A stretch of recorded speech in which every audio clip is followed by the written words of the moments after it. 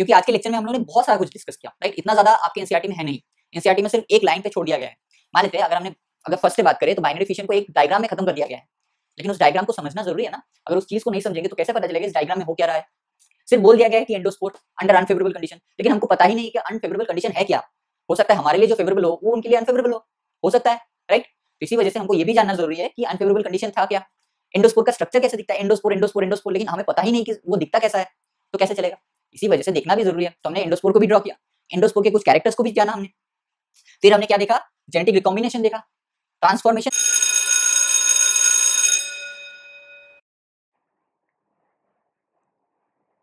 Hello students, welcome back again. 2 दिन के छुट्टी के बाद हम लोग फिर से मिल रहे हैं, राइट।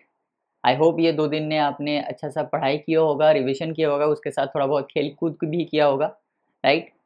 लास्ट वीडियो में हम लोगों ने डिस्कस किया था बैक्टीरिया के न्यूट्रिशन के बारे में, राइट, और अलग अलग टाइप के न्यूट्रिशन को देखा था, जैसे कि ऑटोट्रॉफिक, हेटेरोट्रॉफिक, ऑटोट्रॉफिक में भी फोटोसिंथेटिक, कीमोसिंथेटिक, फोटोसिंथेटिक को भी डिवाइड किया था, सल्फर, नॉन सल्फर, राइट। आज के इस वीडियो में हम लोग डिस्कस करेंगे बैक्टीरिया के रिप्रोडक्शन के बारे में, राइट। तो अगर मैं बात करूं बैक्टीरिया मतलब रिप्रोडक्शन की, तो 2 टाइप के रिप्रोडक्शन हो सकते हैं इस दुनिया में, एक होता है एसेक्सुअल, दूसरा होता है सेक्सुअल, राइट। अब बैक्टीरिया में जो सबसे ज्यादा कॉमन टाइप होता है that is asexual type of reproduction, और एसेक्सुअल में भी सबसे ज्यादा कॉमन होता है बाइनरी फिशन, और एक रेयरेस्ट कंडीशन क्रिएट होता है दैट इज एंडोस्पोर फॉर्मेशन, उसकी बात भी हम करेंगे। और थोड़ा सा एक सेक्सुअल रिप्रोडक्शन भी होता है जिसको हम एक्चुअली तो सेक्सुअल रिप्रोडक्शन नहीं बोल सकते, बट उससे as a sort of sexual reproduction बोल सकते हैं। तो इस सभी चीज़ों को आज हम लोग डिस्कस करने वाले हैं, राइट। तो सबसे पहले स्टार्ट करते हैं एसेक्सुअल रिप्रोडक्शन से। सबसे पहले किससे स्टार्ट करते हैं, एसेक्सुअल रिप्रोडक्शन से। तो हेडिंग डालेंगे क्या, हेडिंग डालेंगे एसेक्सुअल रिप्रोडक्शन। तो हेडिंग डाल दीजिए asexual reproduction, right?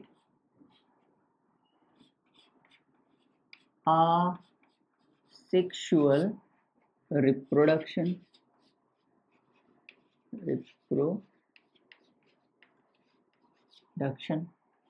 asexual reproduction।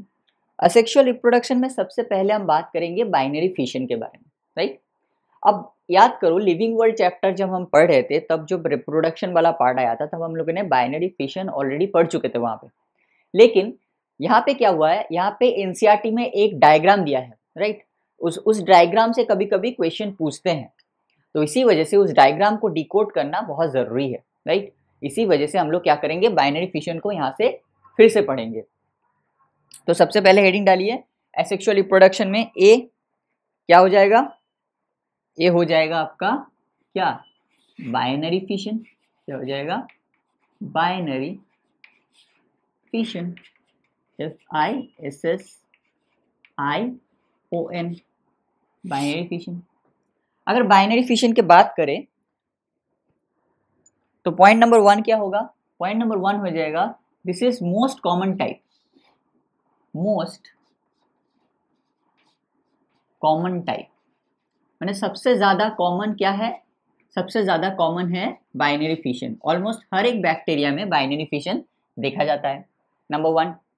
Point number 2 क्या हो जाएगा, पॉइंट नंबर 2 हो जाएगा under favourable condition, under favourable condition. जब कंडीशन सारे के सारे फेवरेबल होते हैं तब क्या होता है, तब बाइनरी फिशन शो करता है bacteria, right, under favourable condition.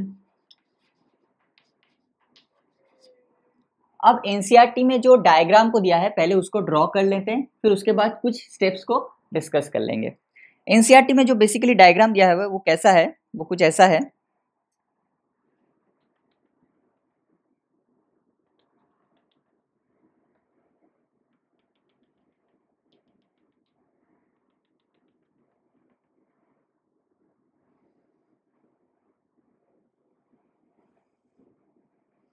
आप भी मेरे साथ साथ ड्रॉ करते रहिए बिकॉज ये एनसीईआरटी का डायग्राम है, राइट। मोनेरा में एनसीईआरटी का यही डायग्राम है, राइट। तो आप भी क्या करिए, मेरे साथ साथ आप भी इसको ड्रॉ करते रहिए।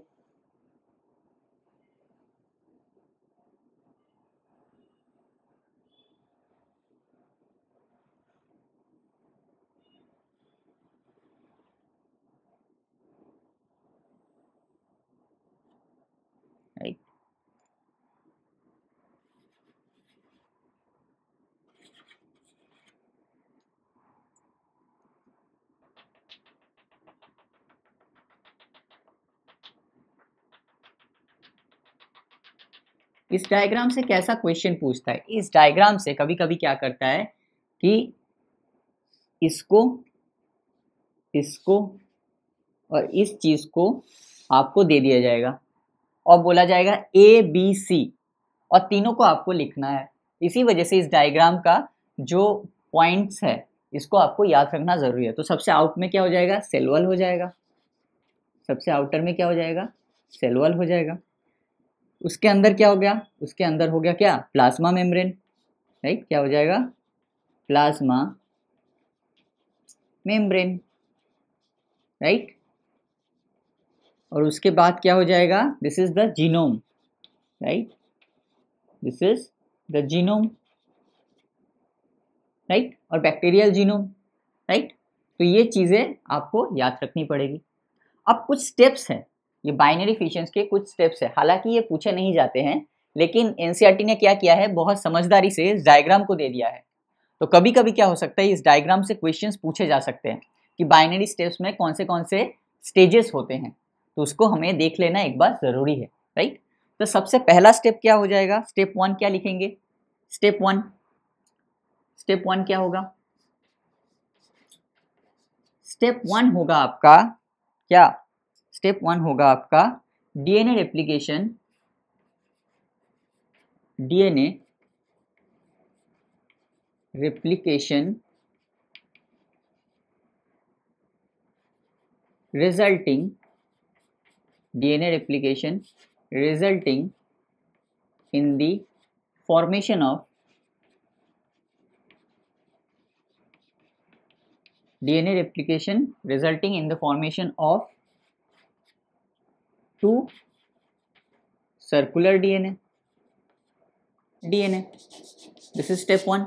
स्टेप 1 क्या हो जाएगा? स्टेप 1 हो जाएगा आपका डीएनए रेप्लिकेशन। उसके बाद आता है स्टेप 2। स्टेप 2 क्या होगा? स्टेप 2 होगा आपका division of mesosome, division of mesosome, division of mesosome and division of mesosome and membrane formation, membrane formation। अब एक चीज याद रखो कि इतना ज्यादा डिटेल में आपके पास सिलेबस में है नहीं, लेकिन फिर भी मैं बता दे रहा हूं आपको कि ये मेसोसोम क्यों डिवीजन होता है। देखो, जो पेरेंटल डीएनए होता है ना, जो पेरेंटल जीनोम होता है, वो किससे अटैच्ड होता है? वो मेसोसोम से अटैच रहता है। अब मान लो यहाँ पे डीएनए रेप्लिकेशन हुआ, ये जीनोम टूट के 2 जीनोम बन गए, राइट? लेकिन ये अभी भी किसके साथ अटैच्ड है? मेसोसोम के साथ अटैच्ड है। अगर ये मेसोसोम के साथ अटैच रहेगा तो क्या ये दूसरे सेल में जा पाएगा या सेल डिवीजन हो पाएगा? नहीं हो पाएगा। इसी वजह से मेसोसोम का डिवाइड होना बहुत जरूरी है। मेसोसोम डिवाइड होगा तभी एक जीनोम यहां रह जाएगा, दूसरे जीनोम इधर चला जाएगा, राइट? इसको याद रखिए। स्टेप 3 क्या हो जाएगा? स्टेप 3 हो जाएगा आपका क्या? स्टेप 3 हो जाएगा division of cytoplasm, division of cytoplasm, division of cytoplasm and cross wall formation, division of cytoplasm and cross wall formation। तो ये तीनों स्टेप हालांकि है नहीं, लेकिन डायग्राम दिया गया है, इसी वजह से मैंने तीनों स्टेप को आपको लिखा दिया। पहले क्या होगा? डीएनए रेप्लिकेट करेगा। उसके बाद क्या होगा? मेसोसोम डिवाइड करेगा, क्योंकि डीएनए को दूसरी तरफ भेजना है हमें। और थर्ड क्या होगा? डिवीजन ऑफ साइटोप्लाज्म, मतलब साइटोप्लाज्म डिवाइड करेगा, उसके साथ साथ क्रॉस वॉल भी फॉर्मेशन होगा और अटैच्ड हो जाएगा, डिटैच्ड हो जाएगा। सॉरी, साइटोप्लाज्म का क्या डिवीजन हो रहा है और साथ साथ क्या हो रहा है? क्रॉस वॉल भी फॉर्म हो रहा है। ऐसे ऐसे ऐसे यहाँ था, ऐसे ऐसे साइटोप्लाज्म डिवाइडेड और क्रॉस वॉल फॉर्मेशन होगा और ऐसे करके अलग हो गया, राइट? तो ये इस डायग्राम को मैंने स्टेप वाइज आपको लिखा दिया और 2 पॉइंट्स भी ऊपर लिखा दिया हमने। तो this is all about the binary fission, right? हालांकि ये हम लोग पहले पढ़ चुके थे, लेकिन फिर भी ये डायग्राम की वजह से फिर से हमको इस चीज को पढ़ना पड़ा। अब क्या हुआ? अब देखा क्या हमने कि बाइनरी फिशन कब होता है? बाइनरी फिशन होता है आपका अंडर फेवरेबल कंडीशन। लेकिन कभी कभी क्या होता है कि अनफेवरेबल कंडीशन भी क्रिएट हो सकता है। अनफेवरेबल कंडीशन का मतलब क्या है?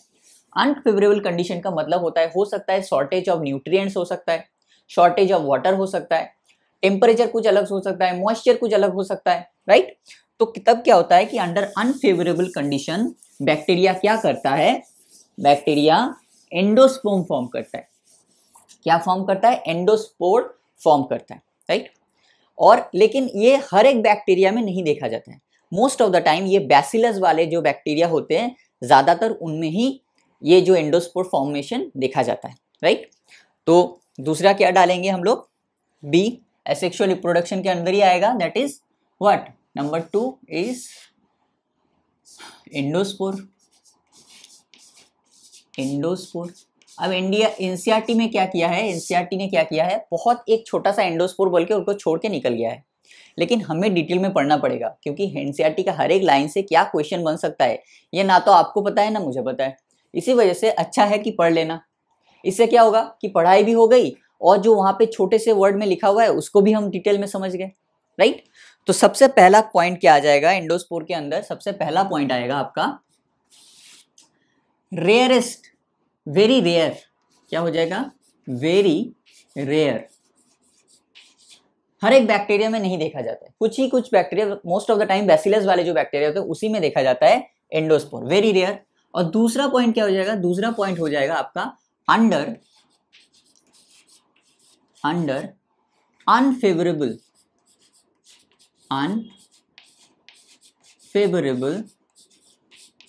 कंडीशन।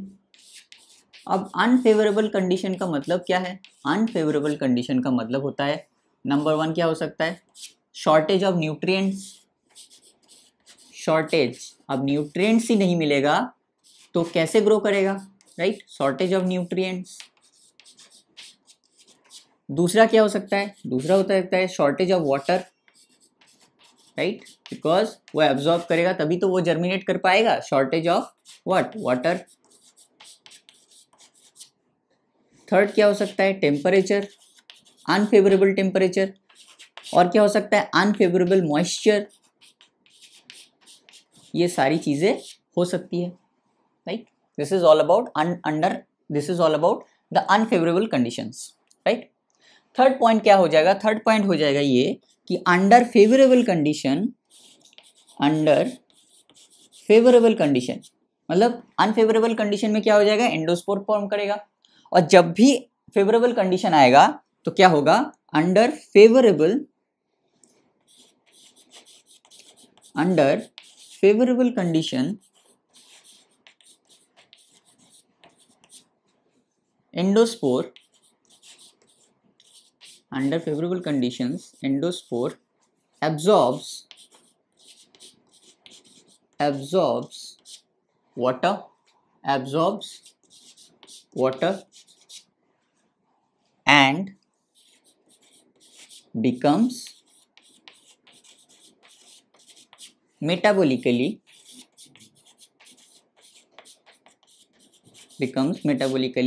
एक्टिव। इसका मतलब क्या है? जब फेवरेबल कंडीशन आ जाएगा, हो सकता है कि न्यूट्रिएंट्स आ गए, वाटर भी आ गया, टेम्परेचर भी सही हो गया, मॉइस्चर भी सही हो गया, तब क्या होगा? अंडर फेवरेबल कंडीशन एंडोस्पोर क्या करेगा? वाटर एब्जॉर्ब करेगा, वाटर को एब्जॉर्ब करेगा और मेटाबोलिकली एक्टिव हो जाएगा और क्या करेगा? जर्मिनेट करेगा और एक नया बैक्टीरियम बना देगा वहां से, राइट। अब ये जो एंडोस्पोर है, एक मिसकॉन्सेप्शन है कि ये एंडोस्पोर जो है ये रिप्रोडक्शन में हेल्प करता है। ये एक्चुअली रिप्रोडक्शन में हेल्प नहीं करता है, ये बेसिकली पेरिनेशन में हेल्प करता है। अब रिप्रोडक्शन और पेरिनेशन में डिफरेंस है। जैसे हमने पढ़ा कि बाइनरी फिशन, तो बाइनरी फिशन में क्या हुआ? एक सेल डिवाइड करके 2 सेल बना, हो सकता है वो दोनों सेल आगे जाके डिवाइड करे और भी सेल बना सकते हैं, लेकिन एंडोस्पोर में ऐसा नहीं होता। एंडोस्पोर में क्या होता है कि एंडोस्पोर में वहां से एक ही बन सकता है बैक्टीरियम। और एंडोस्पोर क्यों फॉर्म होता है? उनको सिर्फ पेरिनियल मतलब पेरिनेशन के लिए वो फॉर्म होता है। पेरिनेशन का मतलब क्या है? उनको सर्वाइव करना है कि भाई देखो कि अभी जो टाइम है वो अनफेवरेबल है, तो मुझे किसी तरह इस टाइम को सर्वाइव करना है, दैट्स इट। जब फेवरेबल कंडीशन आएगा मैं क्या करूंगा? वाटर को एब्जॉर्ब करूंगा, मेटाबॉलिकली एक्टिव हो जाऊंगा और जर्मिनेट करूंगा, लेकिन तब तक के लिए मुझे सर्वाइव करना है। तो एंडोस्पोर एक सर्वाइवल का टाइप है। तो यहां हम लोग क्या लिखेंगे, फोर्थ पॉइंट लिखेंगे, endospore endospore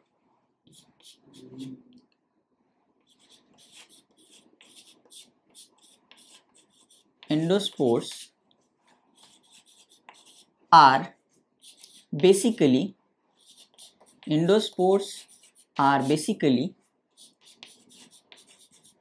the means of perination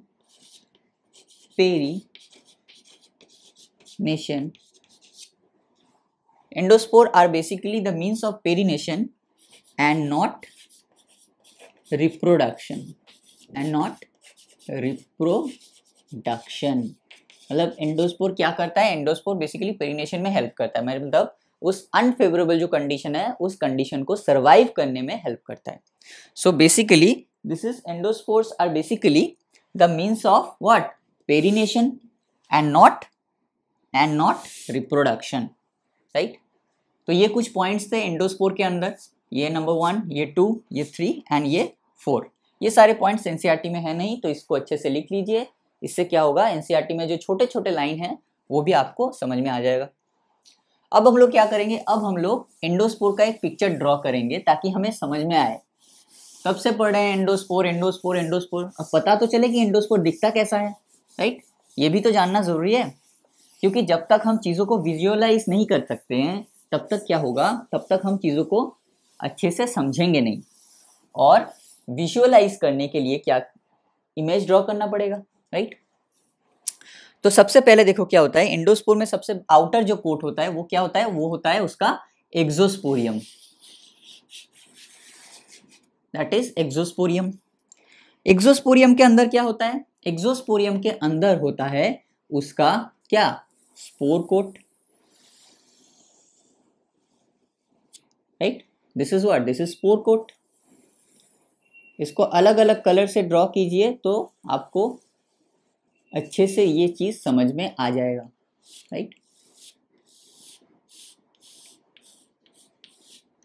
थोड़ा सा टाइम लीजिए और अच्छे से ड्रॉ कीजिए, राइट।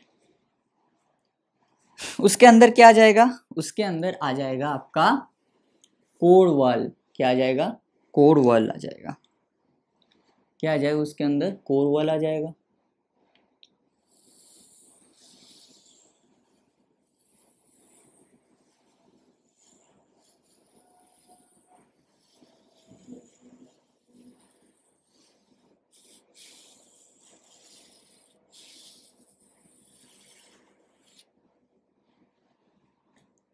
और ये सुपर कोर और कोर वॉल के बीच में क्या आएगा, this is nothing but cortex.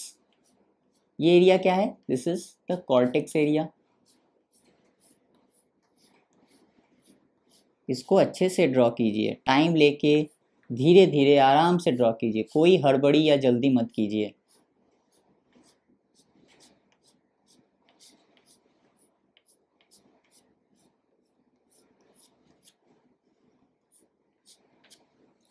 Right. उसके अंदर क्या आ जाएगा, उसके अंदर आ जाएगा आपका प्लाज्मा मेम्ब्रेन।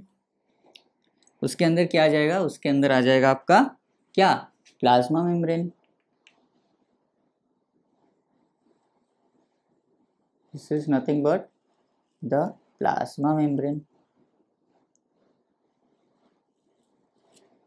और उसके अंदर क्या आ जाएगा, दिस इज साइटोप्लाज्म। और साइटोप्लाज्म में क्या रहेगा, साइटोप्लाज्म में रहेगा बैक्टीरियल जीनोम। तो ये क्या हो गया, ये आपका हो गया क्या, एक्सोस्पोरियम। क्या बोल सकते हैं इसको, एक्सोस्पोरियम,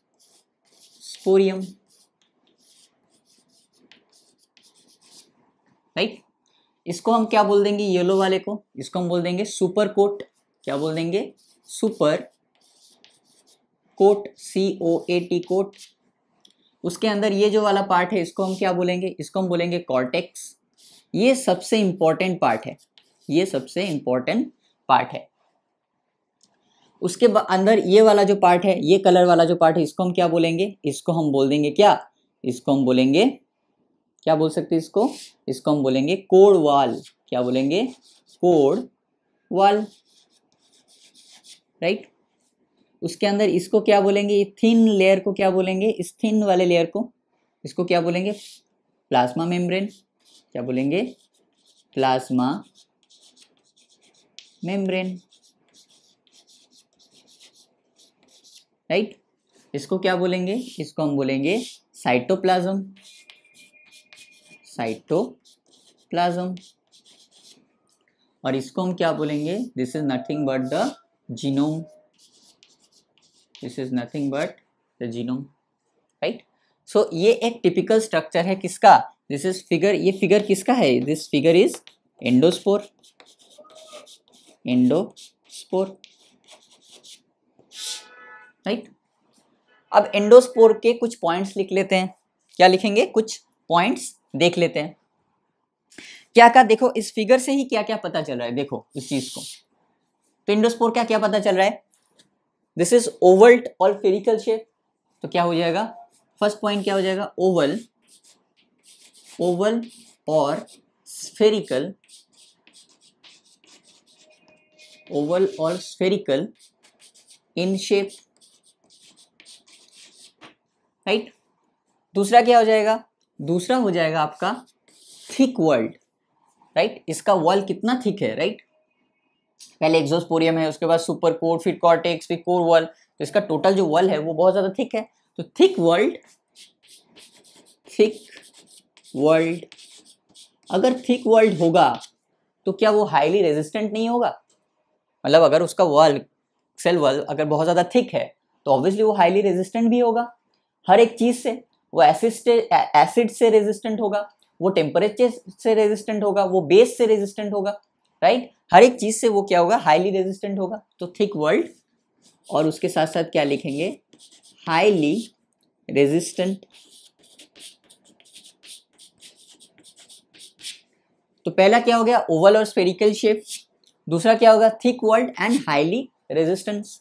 थर्ड पॉइंट क्या हो जाएगा, थर्ड पॉइंट हो जाएगा आपका क्या, ये इसका जो पोजीशन है वो सेंट्रल भी हो सकता है और टर्मिनल भी हो सकता है। सेंट्रल, सेंट्रल और terminal in what, position, in position. मतलब वो सेंट्रल, मतलब कैसा हो सकता है, देखो मान लेते हैं ये एक बैसिलस बैक्टीरिया है, तो इसका पोजीशन अगर एंडोस्पोर अगर ऐसे यहां रहा तो इसका पोजीशन क्या होगा, इसका पोजीशन हो गया टर्मिनल, राइट। अब मान लेते हैं ये भी एक बैसिलस बैक्टीरिया है और एंडोस्पोर यहां बन रहा है, तो this is terminal, this is terminal और this is central, this is terminal in position and this is central in position, बीच में। तो वही हमने कहा कि सेंट्रल और terminal in position. And fourth and जो मोस्ट इंपॉर्टेंट पॉइंट है वो क्या होगा, जो सबसे इंपॉर्टेंट पॉइंट होगा वो क्या होगा, फोर्थ पॉइंट हो क्या होगा, फोर्थ पॉइंट होगा anti coagulant in nature, right. क्या होगा, anti coagulant, anti coagulant in nature. जैसे कि हमने कहा कि ये हाईली रेजिस्टेंट होगा, वही उसी को हमने यहाँ पे बोल रहे हैं कि anticoagulant in nature, right, due to the presence of calcium, due to the presence of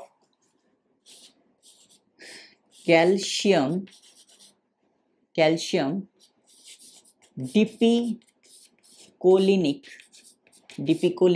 acid, due to the presence of calcium dipicolinic acid in cortex, in the cortex। तो जैसे कि मैंने कहा था कि कॉर्टेक्स बहुत important part है, वो क्यों पार्ट है बहुत इंपॉर्टेंट, बिकॉज उसमें कैल्शियम डिपिकोलिनिक एसिड प्रेजेंट है और इसी की वजह से एंडोस्पोर जो है ये हाईली रेजिस्टेंस शो करता है या ये एंटी कोआगुलेंट इन नेचर होता है, राइट, इसी वजह से। तो ये क्वेश्चन कभी कभी पूछ सकता है कि ये वाला पार्ट, इसको CA-DPA भी कहा जाता है, शायद इसको ऐसा भी कहा जाता है, CA stand for calcium, CA dipicolinic acid भी कहा जाता है और CA-DPA भी कहा जा सकता है, राइट।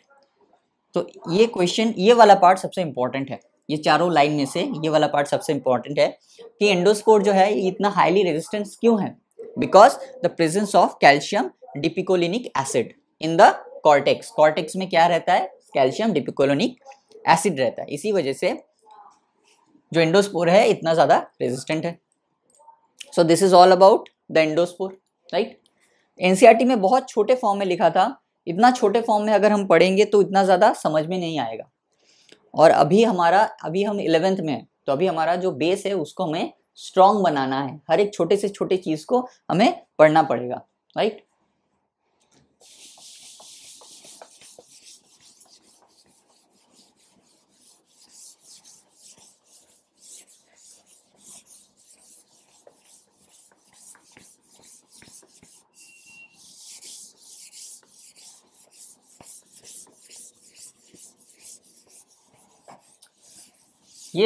ये था ऑल अबाउट आपका क्या, दिस इज ऑल अबाउट आपका था एसेक्सुअल रिप्रोडक्शन। अब हम लोग क्या पढ़ेंगे, अब हम लोग पढ़ेंगे सेक्सुअल रिप्रोडक्शन। क्या पढ़ेंगे, सेक्सुअल रिप्रोडक्शन। तो हेडिंग डाल दीजिए सेक्सुअल रिप्रोडक्शन, हेडिंग डाल दीजिए क्या, सेक्सुअल रिप्रोडक्शन। और मेरे पास ये वरदान है, आप सबको पता है, राइट। क्या हेडिंग डालेंगे, सेक्सुअल रिप्रोडक्शन, राइट। अगर सेक्सुअल रिप्रोडक्शन की बात होती है तो देखिए बैक्टीरिया में ना ओरिजिनल जो सेक्सुअल रिप्रोडक्शन है वो प्रेजेंट नहीं है। ओरिजिनल सेक्सुअल रिप्रोडक्शन का क्या मतलब होता है, ओरिजिनल सेक्सुअल रिप्रोडक्शन का मतलब होता है जहां पे गैमेट फॉर्मेशन होगा, दोनों गैमेट फ्यूज करेंगे और फ्यूजन के बाद जाइगोट पैदा होगा, उसको हम क्या बोलेंगे, उसको हम बोलेंगे सेक्सुअल रिप्रोडक्शन। लेकिन यहाँ पे ना तो गैमेट फॉर्मेशन होता है, ना तो गैमेट का फ्यूजन होता है, ना जाइगोट फॉर्मेशन होता है, तो इसको हम ऐसे तो सेक्सुअल रिप्रोडक्शन नहीं बोल सकते। लेकिन यहाँ पे जेनेटिक मटेरियल जो है, मतलब डीएनए जो है उसका एक्सचेंज हो रहा है, तो ये क्या हो गया, ये एक primitive type of sexual reproduction हो जाएगा। This is a primitive type of sexual reproduction. तो इसमें हम क्या लिखेंगे, the bacteria also reproduced by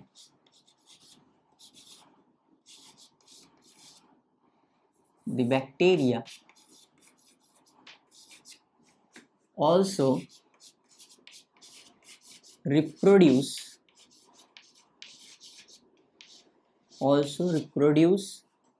by a sort of what, a sort of sexual reproduction, a sort of sexual reproduction, sexual reproduction।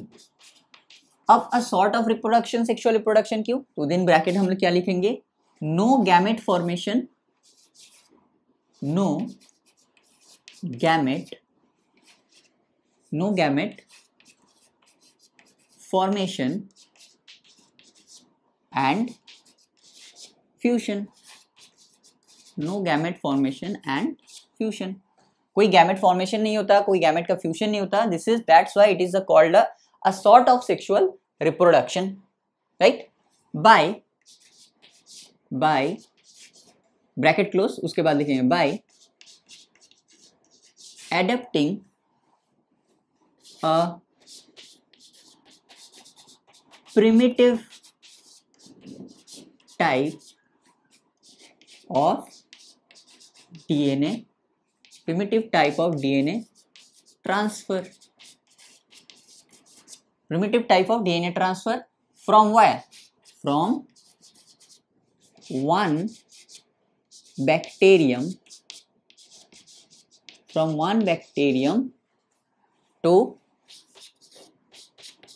the other। मतलब ये लोग क्या कर सकते हैं, ये लोग adapting a primitive type bacterium to other, this process is called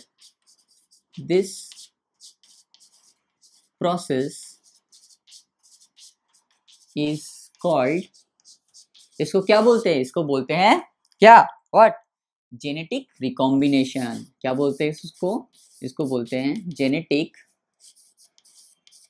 recombination, right, this is known as genetic recombination. तो बैक्टीरिया क्या नहीं कर सकते, सेक्सुअल रिप्रोडक्शन नहीं कर सकते, लेकिन वो अ सॉर्ट ऑफ सेक्सुअल रिप्रोडक्शन करते हैं, जहां पे उन्होंने एक मेथड बना लिया डीएनए ट्रांसफर का, और इस प्रोसेस को हम लोग क्या बोल सकते हैं, इस प्रोसेस को हम लोग बोलते हैं जेनेटिक रिकॉम्बिनेशन, राइट। अब ये जो जेनेटिक रिकॉम्बिनेशन है ये 3 टाइप से हो सकते हैं, राइट। कैसे कैसे हो सकते हैं, 3 टाइप से हो सकते हैं। इसको मिटा दे क्या, हाँ इसको मिटा देते हैं, राइट। तो जेनेटिक रिकॉम्बिनेशन जो है ये 3 टाइप से हो सकते हैं।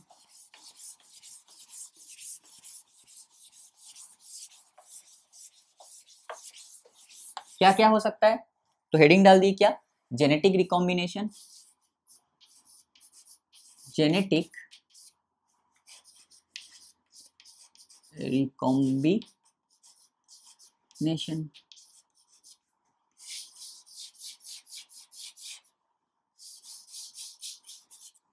इसको क्या बोलेंगे, जेनेटिक रिकॉम्बिनेशन। अब जेनेटिक रिकॉम्बिनेशन 3 टाइप से हो सकते हैं। नंबर 1 क्या होगा, नंबर 1 हो जाएगा आपका क्या, transformation, transformation.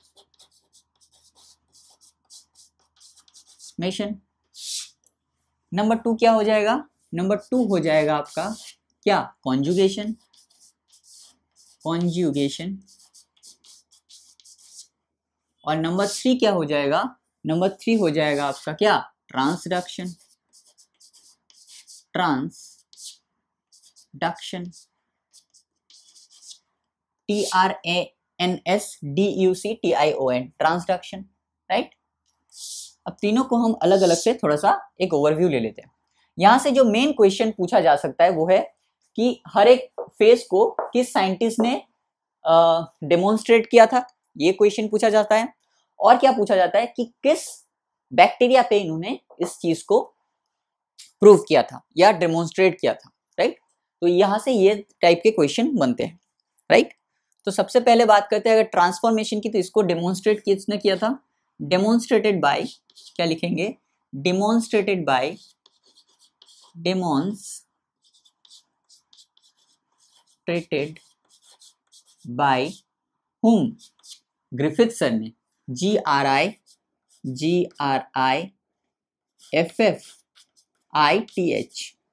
GRIFFITH, Griffith sir ने 1928 में क्या किया था, इसको डेमोन्स्ट्रेट किया था।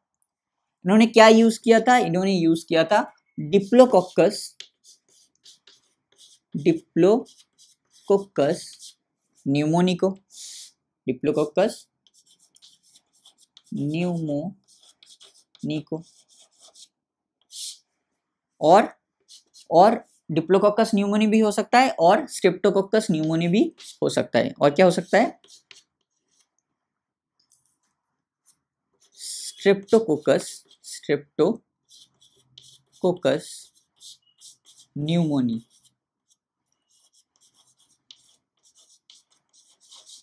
स्ट्रेप्टोकोकस न्यूमोनी, या डिप्लोकोकस न्यूमोनी भी बोल सकते हैं और स्ट्रेप्टोकोकस न्यूमोनी भी बोल सकते हैं। तो इन्होंने डिस्कवर किसने किया था, डिस्कवर किया था सर ग्रिफिथ ने, राइट। दूसरा क्या हो गया, अगर हम कॉन्जुगेशन की बात करें तो किसने डेमोन्स्ट्रेट किया था कि demonstrated by demonstrated bye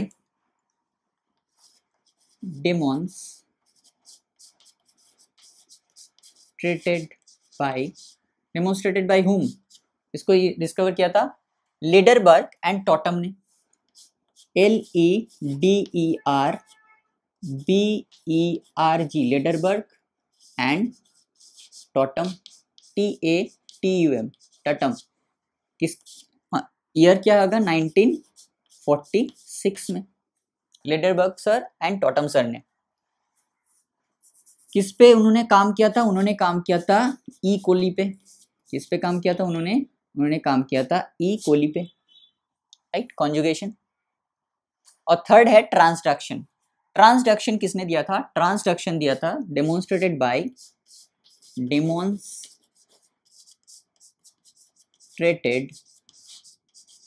bye, ये तीनों को मैंने कंपैरेटिवली एक ही जगह पे लिखा दिया ताकि आपको जब पढ़ेंगे आप तब आपको इजी हो जाए चीजें, राइट। डेमोन्स्ट्रेटेड बाय किसने किया था, यहाँ पे किया था जिंडर एंड लेडरबर्ग सर ने, ZINDER gender and Lederberg LEDERBERG Lederberg. कब दिया था कि 1952। उन्होंने काम किस पे किया था, उन्होंने काम किया था साल्मोनेला टाइफीमोरियम में। किसमें किया था, साल्मोनेला टाइफीमोरियम, TYPHIMURIUM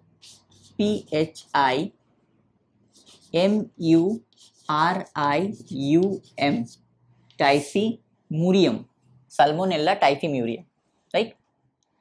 एक चीज ट्रांसफॉर्मेशन के अंदर लिख दीजिए, एक चीज स्टार देके ट्रांसफॉर्मेशन के अंदर लिख दीजिए। क्या हुआ था, सर ग्रिफिथ सर ने क्या किया था, ग्रिफिथ सर ने काम किया था किस पे, डिप्लोकोकस या ट्रेप्टोकोकस न्यूमोनी में। उन्होंने काम किया, उन्होंने ये प्रूव कर दिया कि कोई ना कोई जेनेटिक मटेरियल जो है एक बैक्टीरियम से लेके दूसरे बैक्टीरियम में जा रहा है, ये तो कंफर्म है। लेकिन वो जेनेटिक मटेरियल क्या है वो जो ग्रिफिथ सर थे वो नहीं बता पाए, राइट। तो उनको डिस्कवर किसने किया था, उसको डिस्कवर किया था एवरी, तो लिख दीजिए AVERY एवरी, MAC, उसके बाद L कैपिटल लेटर में होगा, मैकलियॉड and मैकर्टी MCCARTY on 1944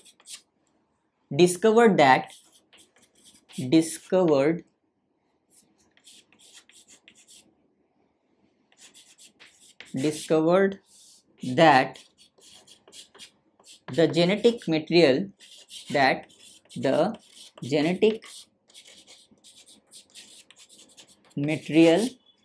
was DNA। The genetic material was DNA। इसको डिस्कवर किसने किया था कि ग्रिफिथ सर ने जो एक्सपेरिमेंट किया था तो उन्होंने बताया था कोई ना कोई जेनेटिक मटेरियल एक बैक्टीरियम से दूसरी बैक्टीरियम में ट्रांसफर तो हो रहा है, लेकिन वो DNA है ये उन्होंने नहीं बताया था, या ये वो प्रूफ नहीं कर पाए थे। लेकिन बाद में एवरी, मैकलियॉड एंड मैकर्टी सर ने क्या किया था, 1944 में ये प्रूव कर दिया कि वो जो जेनेटिक मटेरियल एक बैक्टीरियम से दूसरे बैक्टीरियम में ट्रांसफर हो रहा है वो DNA है, राइट। इसको उन्होंने क्या कर दिया, इसको उन्होंने डिस्कवर कर दिया। So this is all about transformation, conjugation and transduction, right. अब हर एक चीज को हमें पढ़ना पड़ेगा, लेकिन ट्रांसफॉर्मेशन और ये जो ट्रांसडक्शन वाला पार्ट है ये आपके 11th में नहीं है। हालांकि कॉन्जुगेशन भी आपके एनसीईआरटी में नहीं है, very honestly if I said कि कॉन्जुगेशन भी आपके एनसीईआरटी में नहीं दिया गया है, लेकिन ट्रांसफॉर्मेशन दिया गया है, लेकिन वो 12th में है। जेनेटिक्स वाला जो पार्ट है, इनहेरिटेंस वाला, वहां पे ये ट्रांसफॉर्मेशन को डिस्कस किया गया है, और ट्रांसडक्शन को शायद हम लोग डिस्कस करेंगे बायोटेक्नोलॉजी वाले पार्ट में, राइट। तो अभी के लिए ट्रांसफॉर्मेशन और ट्रांसडक्शन को हम लोग डिस्कस नहीं करेंगे, अभी हम लोग सिर्फ और सिर्फ कॉन्जुगेशन को डिस्कस करेंगे, राइट। हालांकि मैं ट्रांसफॉर्मेशन के लिए थोड़ा सा और ट्रांसडक्शन के थोड़ा बहुत लाइन अभी आपको लिखा दूंगा, अभी के लिए वो काफी होगा आपके लिए, लेकिन बेसिकली हम लोग ट्रांसफॉर्मेशन और ट्रांसडक्शन को डिस्कस करेंगे 12th में जाके, राइट। अभी हम लोग डिस्कस करेंगे कॉन्जुगेशन, राइट। उससे पहले एक बार ट्रांसफॉर्मेशन के कुछ लाइंस लिख लीजिए। ट्रांसफॉर्मेशन के कुछ लाइंस लिख लीजिए, राइट। तो यहाँ पे लिख दीजिए, क्या लिखेंगे, सबसे पहले लिखेंगे transformation,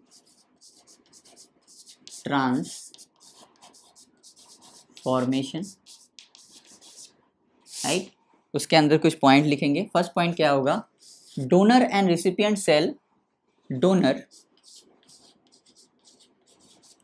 and recipient cell do not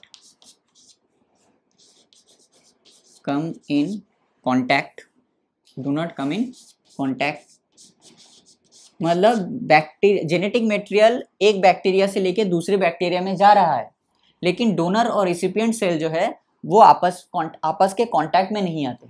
तो सबसे पहला क्वेश्चन है कि तो होगा कैसे जेनेटिक मटेरियल का ट्रांसफर। तो दूसरा पॉइंट लिखिए, donor cell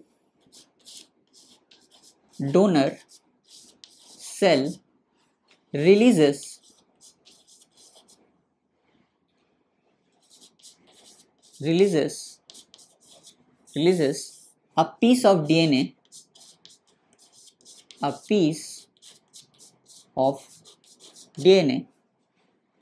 which is actively taken up which is actively taken up by the what which is actively taken up by the recipient cell from the medium right. मतलब क्या होता है कि donor cell और recipient cell जो है वो आपस के कांटेक्ट में तो नहीं आते हैं, लेकिन डोनर सेल क्या करता है, एक पीस ऑफ डीएनए, उसके अंदर से एक पीस ऑफ डीएनए को क्या करता है, मीडियम में फेंक देता है, और रेसिपिएंट सेल क्या करता है, मीडियम से उसको एक्टिवली उठा लेता है। और इसी एक्टिवली उठाने के जो प्रोसेस है इसको क्या कहा जाता है, इसी ये वाला जो पार्ट है एक्टिवली टेकन अप वाला जो पार्ट है, एक्टिवली टेकन अप, इसको क्या बोला जाता है, इसको बोला जाता है कॉम्पिटेंस। क्या बोला जाता है, कॉम्पिटेंस, COMPETENCE,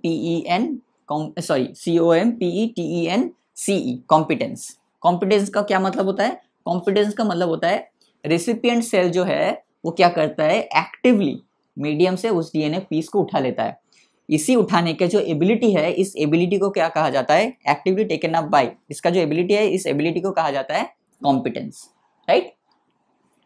अभी के लिए ये 2 लाइन आपके लिए काफी है, बाकी हम लोग 12th में जाके पढ़ने वाले हैं इन डिटेल में, डोंट वरी अबाउट इट। अब हेडिंग डाल दीजिए ट्रांसडक्शन। ट्रांसडक्शन में सिर्फ कुछ एग्जांपल्स हम लोग करेंगे अभी, और बाकी डिटेल मैकेनिज्म हम करेंगे 12th में जाके, राइट। तो सी में था ना वो, सी क्या हो जाएगा, ट्रांसडक्शन। और बी क्या होगा, बी होगा आपका कॉन्जुगेशन, जिसको हम डिटेल में डिस्कस करेंगे अभी। ट्रांसडक्शन, तो ट्रांसडक्शन में क्या होगा, ट्रांसडक्शन 2 टाइप का हो सकता है। नंबर 1 क्या हो सकता है, नंबर 1 हो सकता है जेनरलाइज्ड ट्रांसडक्शन,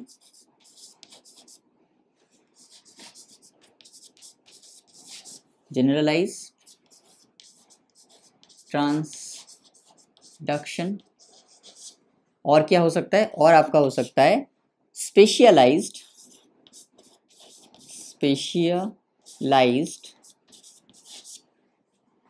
और रेस्ट्रिक्टेड। इसी को हम लोग क्या बोल सकते हैं, इसको हम लोग बोल सकते हैं रेस्ट्रिक्टेड ट्रांसडक्शन।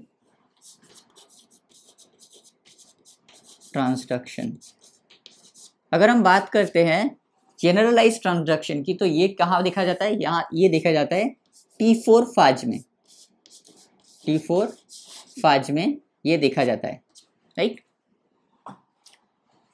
और अगर हम बात करें स्पेशलाइज्ड ट्रांसडक्शन की, तो ये कहाँ देखा जाता है, ये देखा जाता है lambda फाज,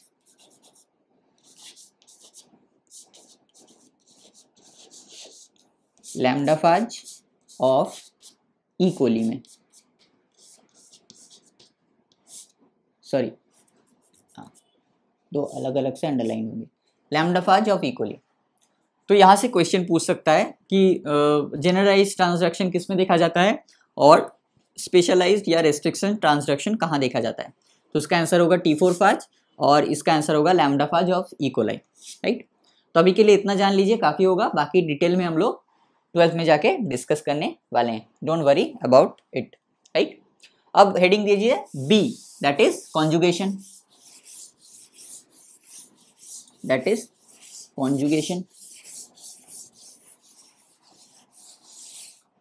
that is what, conjugation।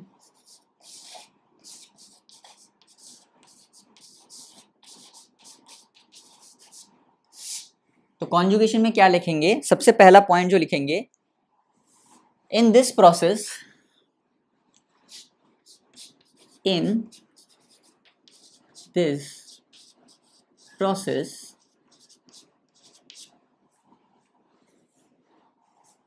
this process, transfer of genetic material, transfer of the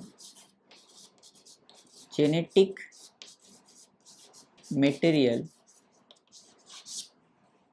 in this process transfer of genetic material done by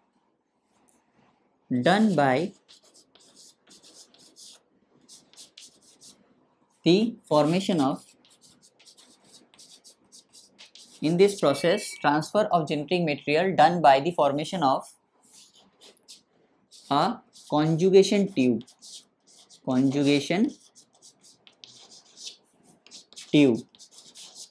from one bacterium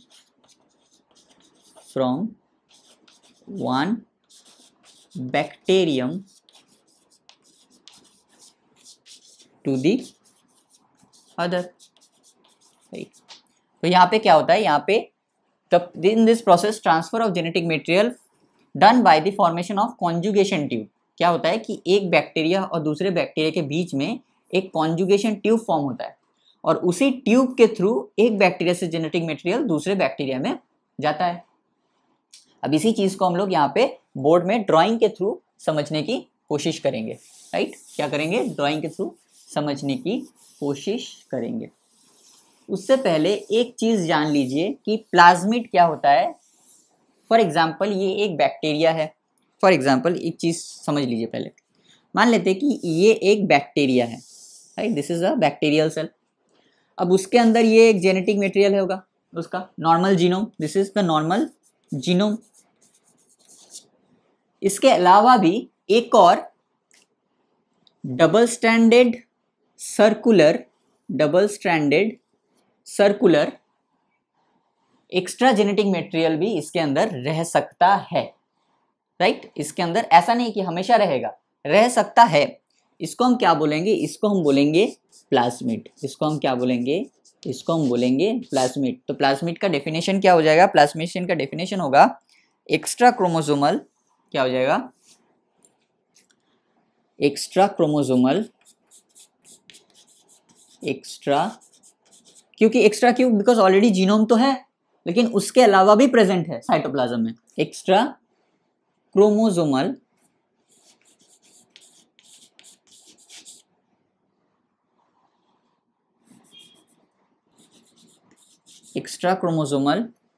circular, क्योंकि ये सर्कुलर होता है, सर्कुलर डबल स्ट्रैंडेड, क्या होगा, double strand होगा। ये एक अंदर दिख रहा है और एक बाहर दिख रहा है, ताकि आपको समझ में आए, इसी वजह से मैंने ऐसे ड्रॉ किया है, राइट? तो सर्कुलर डबल स्ट्रैंडेड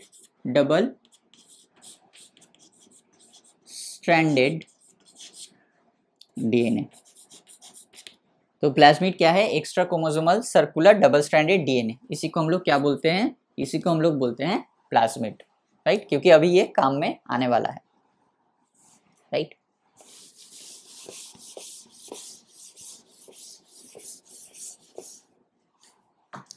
सबसे पहले हम क्या करेंगे, स्टेप 1, सबसे पहले बोलेंगे इसको स्टेप 1, राइट?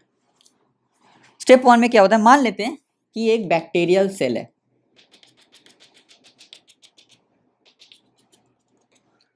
और इसके साइड में एक और बैक्टीरियल सेल यहां है,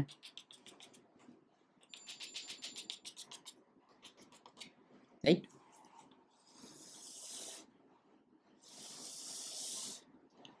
तो ये एक बैक्टीरियल सेल हो गया और इसके साथ साथ ये भी एक बैक्टीरियल सेल हो गया। अब बैक्टीरियल सेल के अंदर नॉर्मल जैसे जीनोम होता है वैसा है, यहाँ पे भी एक नॉर्मल जीनोम है, लेकिन इस बैक्टीरिया के अंदर क्या है, इस बैक्टीरिया के अंदर प्लाज्मिड प्रेजेंट है। क्या प्रेजेंट है, प्लाज्मिड प्रेजेंट है। तो हम लोग प्लाज्मिड को ड्रॉ करते हैं, डबल स्ट्रैंडेड है तो 2 स्ट्रैंड हमको ड्रॉ करना पड़ेगा। ये एक अंदर हो गया, एक बाहर ड्रॉ कर दिया, राइट? और सर्कुलर भी ड्रॉ किया। Extra chromosomal circular double stranded DNA, this is plasmid. ये क्या है, इसको हम क्या बोलेंगे, इसको हम बोलेंगे प्लाज्मिड। क्या बोलेंगे, इसको हम बोलेंगे प्लाज्मिड। अच्छे समझना इस चीज को, ये वाला पार्ट अच्छे से समझ लेना। यह क्या है, ये प्लाज्मिड है। अब इस प्लाज्मिड के अंदर क्या है, एक एफ जीन प्रेजेंट है। क्या प्रेजेंट है, इस प्लाज्मिड को हम लोग बाहर ड्रॉ करते हैं ताकि हमको अच्छे से ये चीज समझ में आ जाए। ये जो प्लाज्मिड हमने ड्रॉ किया है, right, this is the plasmid, यही हमने ड्रॉ किया है यहाँ पे। उसके अंदर क्या प्रेजेंट है, एक एफ जीन प्रेजेंट है। क्या प्रेजेंट है, एफ जीन प्रेजेंट है। इस एफ जीन को हम लोग क्या बोल सकते हैं, इस एफ जीन को हम बोल सकते हैं fertility factor, right. F factor, इसको हम क्या बोलते हैं, इसको हम बोलते हैं एफ फैक्टर और फर्टिलिटी फैक्टर। फर्टिलिटी मतलब ये फर्टिलिटी कराएगा, फर्टिलिटी फैक्टर। क्लियर है यहां तक कि ये प्लाज्मिड को हमने बाहर ड्रॉ किया। इस प्लाज्मिड के साथ एक जीन अटैच्ड है जिसको हम बोलते हैं एफ जीन, और इसी की वजह से इसको क्या कहा जाता है, इसकी वजह से इसको बाहर बोला जाता है एफ फैक्टर भी बोला जाता है और फर्टिलिटी फैक्टर भी बोला जाता है, राइट। और ये एफ फैक्टर या फर्टिलिटी फैक्टर किसमें प्रेजेंट है, इस प्लाज्मिड में प्रेजेंट है। तो अब इस प्लाज्मिड को हम लोग सिर्फ प्लाज्मिड नहीं बोलेंगे, अब इस प्लाज्मिड को हम लोग क्या बोलेंगे, एफ प्लाज्मिड बोलेंगे। क्या बोलेंगे इसको हम लोग, अब इसको हम बोलेंगे एफ प्लाज्मिड।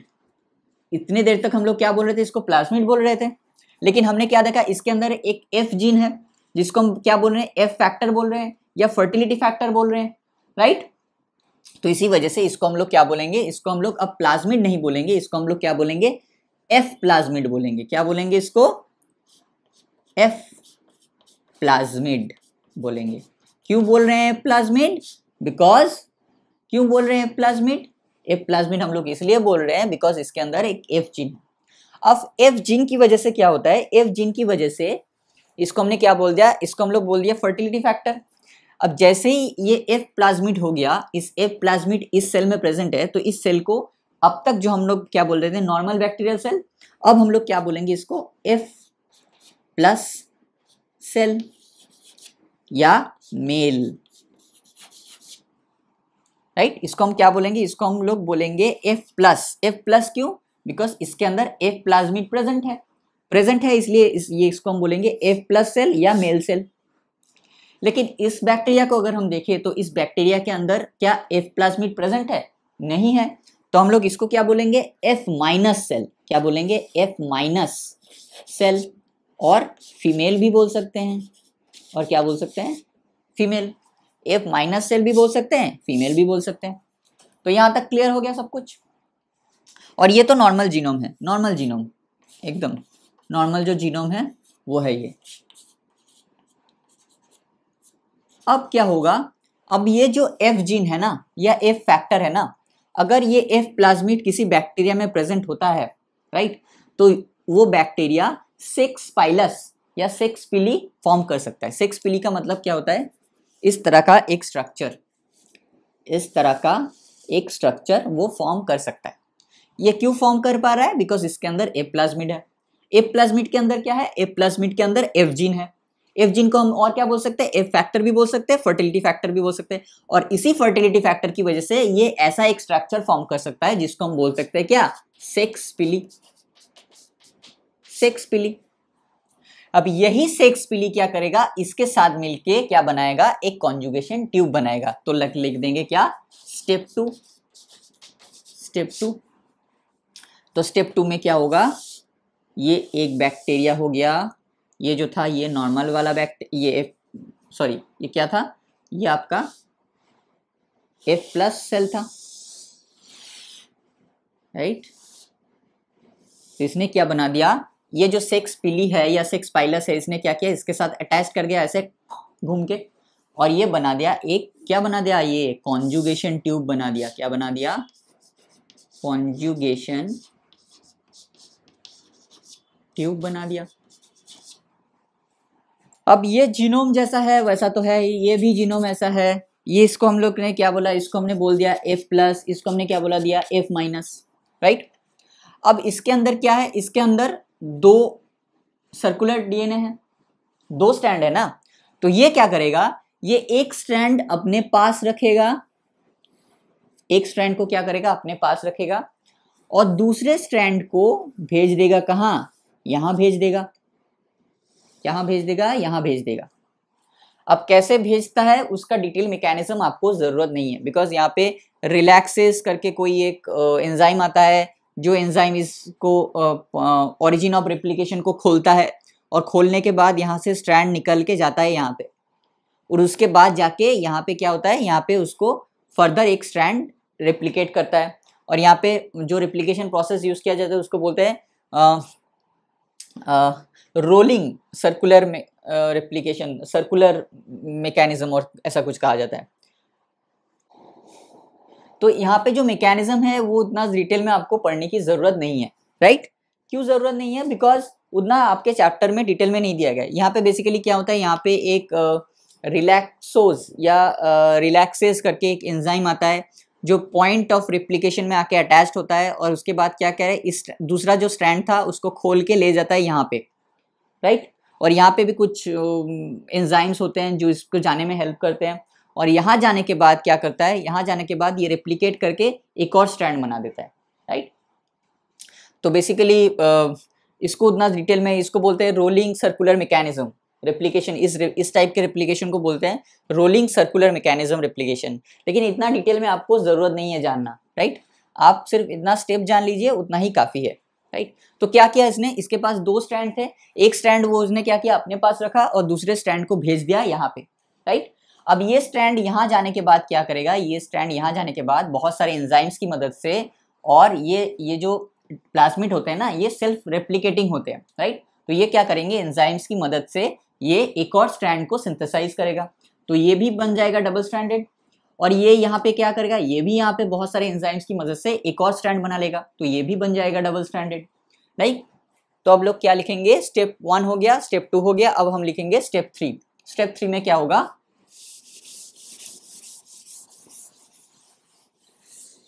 स्टेप 3 में क्या होगा,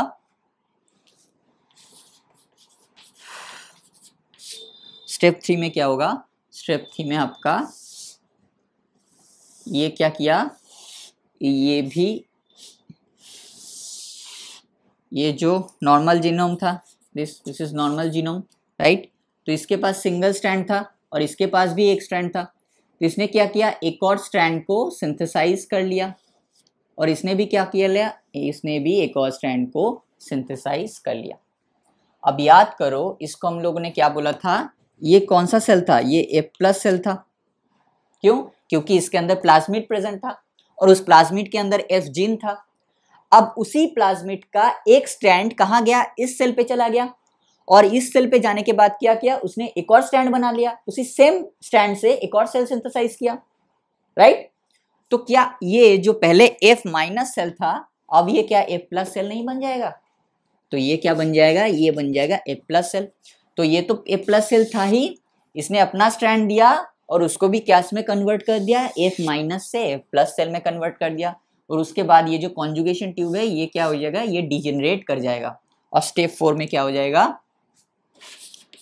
स्टेप 4 में क्या हो जाएगा, 2 F+ सेल, ये एक हो गया, ये हो गया, सॉरी थोड़ा सा अच्छे से इसको बना देते हैं, ये एक नॉर्मल जीनोम, ये भी नॉर्मल जीनोम, इसमें भी double stranded circular DNA extra chromosomal, ये भी, इसमें भी डबल स्ट्रैंडेड, इसमें भी क्या आ जाएगा, इसमें भी आ जाएगा F प्लाज्मिड, इसमें भी आ जाएगा F प्लाज्मिड, तो ये भी क्या हो जाएगा, F+ सेल हो जाएगा, और ये भी क्या हो जाएगा, F+ सेल हो जाएगा, राइट?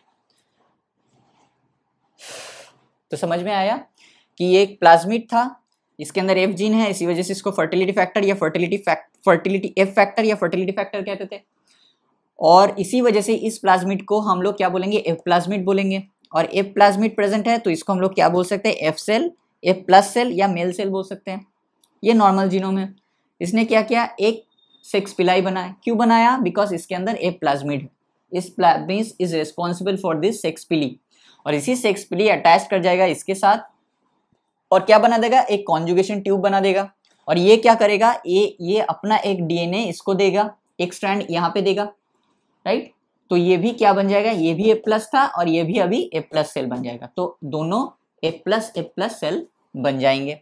और दोनों के पास अभी क्या है, इसमें भी प्लाज्मिड प्रेजेंट है, इसमें भी प्लाज्मिड प्रेजेंट है, राइट। तो हुआ ना sexual reproduction, right. Sexual reproduction हुआ ना, अ sort of sexual reproduction, because क्या हुआ, जेनेटिक मटेरियल का ट्रांसफर हुआ। अब कभी कभी क्या होता है, कभी कभी ये जो प्लाज्मिड है ना, ये जो प्लाज्मिड है, ये प्लाज्मिड मिल जाता है इस जीनोम के साथ और HFR बना देता है। दैट इज HFR मतलब HFR high frequency recombinant cell बना देता है, जिसको हम सुपर मेल भी बोल सकते हैं, राइट। हालांकि वो आपके सिलेबस में है नहीं, सिलेबस में तो ये भी नहीं था, लेकिन फिर भी मैंने पढ़ा दिया। हालांकि उसको सिलेबस में है नहीं, तो फिर भी लिख लीजिए। क्या होता है कि कभी कभी जो प्लाज्मिड होता है, ये तो बैक्टीरियल जीनोम हो गया, right. This is nothing but the normal genome, normal genome. इस नॉर्मल जीनोम के साथ क्या होता है कि प्लाज्मिड आके अटैच कर जाता है। क्या करता है, इस नॉर्मल जीनोम के साथ प्लाज्मिड जो है वो आके अटैच्ड हो जाता है। This is what, this is plasmid, this is normal genome, this is plasmid. ये अटैच्ड होके क्या बनाता है, ये अटैच्ड होके बना देता है HFR। क्या, H_f_r मतलब high frequency, high frequency recombination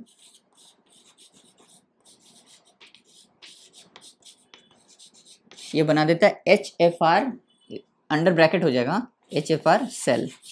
इसको हम लोग और क्या बोल सकते हैं, इसको हम लोग सुपर मेल भी बोलते हैं। A+ हुआ था तो हमने क्या बोला था, उसको मेल बोला था। अब ये क्या हो गया, ये प्लाज्मिड जीनोम के साथ मिलके क्या बना दिया, HFR बना दिया। इसी वजह से इसको हम लोग क्या बोलेंगे, सिर्फ मेल नहीं बोलेंगे, इसको हम बोलेंगे सुपर मेल, राइट। अब बाकी का जो प्रोसीड्यूर है ये बहुत सारे कुछ हो सकते हैं। हो सकता है कि ये अपना खुद का एक पीस ऑफ DNA दूसरे बैक्टीरिया को दे दे, राइट। ये भी सेम करेगा सेक्स पिले, क्योंकि प्लाज्मिड तो है और ये प्लाज्मिड क्या है, प्लाज्मिड ही है, तो ये फिर से सेक्स पिले बना सकता है और सेक्स पिले से थ्रू ये कॉन्जुगेशन कर सकता है। और ये अब क्या करेगा, अब या तो ये प्लाज्मिड का एक पार्ट दे देगा, या प्लाज्मिड का एक स्ट्रैंड दे देगा, या एक खुद का भी DNA वो दे सकता है। अब पूरा स्ट्रैंड भी दे सकता है या पीस ऑफ DNA भी दे सकता है। बहुत सारे कुछ फैक्टर्स हो सकते हैं, उतना ज़्यादा आपके सिलेबस में है नहीं और उतना ज़्यादा आपको पढ़ने की ज़रूरत भी नहीं है, राइट। बस इतना है, कभी कभी इस जीनोम के साथ मिलके, बैक्टीरियल जीनोम के साथ मिलके क्या बना देता है, सुपर मेल या हाई फ्रीक्वेंसी रिकॉम्बिनेशन सेल बना देता है, राइट। अब बाकी के जो प्रोसीड्यूर है ऑलमोस्ट सेम होते हैं, right. So this is all about. आज का लेक्चर हम लोग यहाँ तक रखते हैं। आई होप आज का लेक्चर बहुत ज़्यादा इन्फॉर्मेटिव लगा होगा आपको, क्योंकि आज के लेक्चर में हम लोग ने बहुत सारा कुछ डिस्कस किया, राइट। इतना ज़्यादा आपके एनसीईआरटी में है नहीं, एनसीईआरटी में सिर्फ एक लाइन पे छोड़ दिया गया है। मान लेते हैं अगर फर्स्ट से बात करें तो बाइनरी फिशन को एक डायग्राम में खत्म कर दिया गया है, लेकिन उस डायग्राम को समझना जरूरी है ना।